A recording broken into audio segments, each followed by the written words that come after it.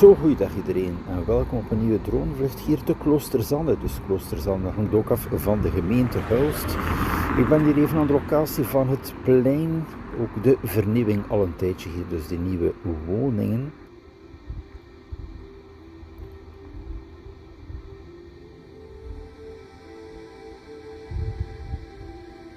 Ja, in Hulst spreekt men al van 2028 van daar ook woningen te zetten. De kanten daarvan de Klinge, alleen meer bepaald tussen Hulst en de Klinge aan de Grote Kreekweg. Hier nog even mooie beelden en dan even verder de locatie van het dorp. Ja, is ook wel redelijk groot, heb je toch wel 3000 inwoners in Kloosterzanne.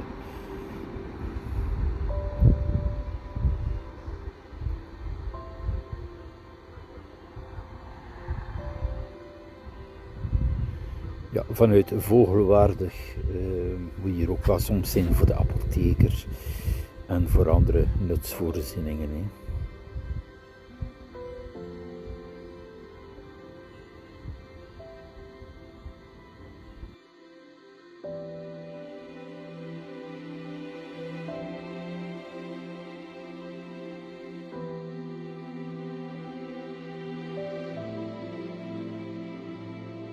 Winkel Plus en dan ook een pinautomaat, nog een frietkot die daar staat, is toch ook altijd wel leuk als er nog commerciële zaken zijn en ook wel een winkel aan de rechterkant.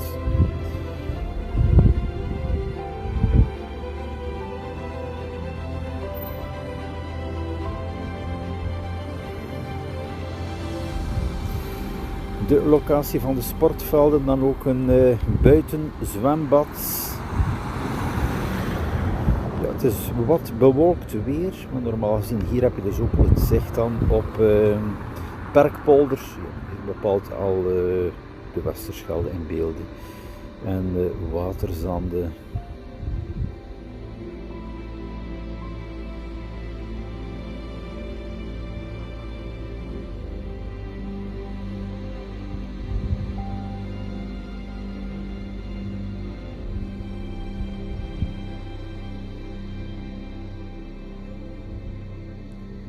Ja, de locatie is recent ook al voorzien van de hubs, ook buiten de locaties van de halte van de bus. Ook wel bijzonder goed ingedeeld.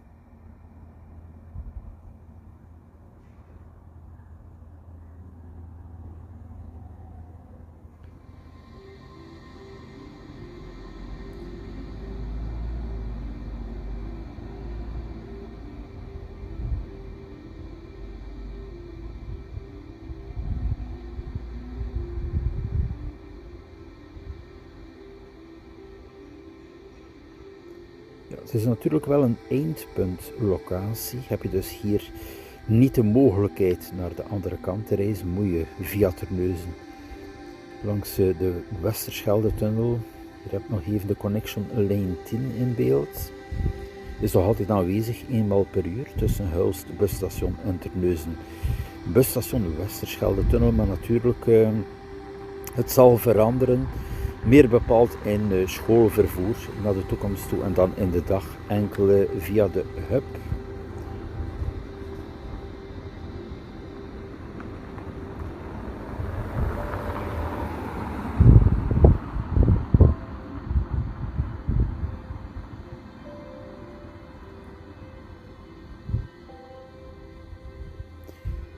Dus hier meer bepaald de route naar Hulst.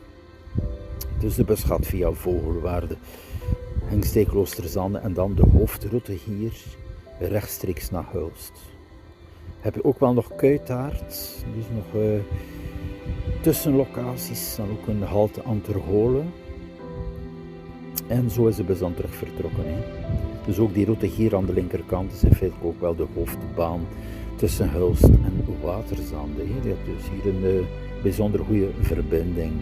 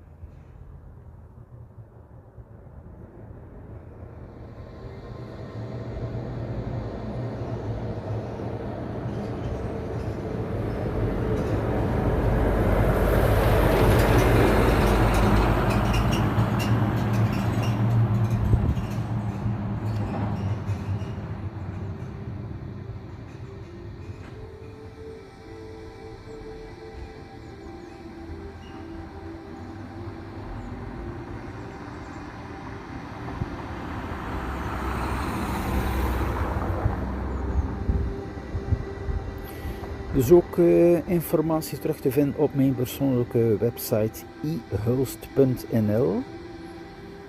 Kan je dus ook nieuwsberichten lezen, algemene informatie en ook bepaalde video's bekijken. Dus die staan ter referentie op mijn website.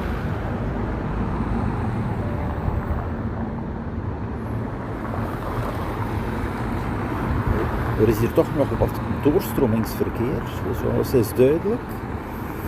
Daar heb je ook die pannenkoekenhuis, het kaboutertje en terug even hier deze woonwijk.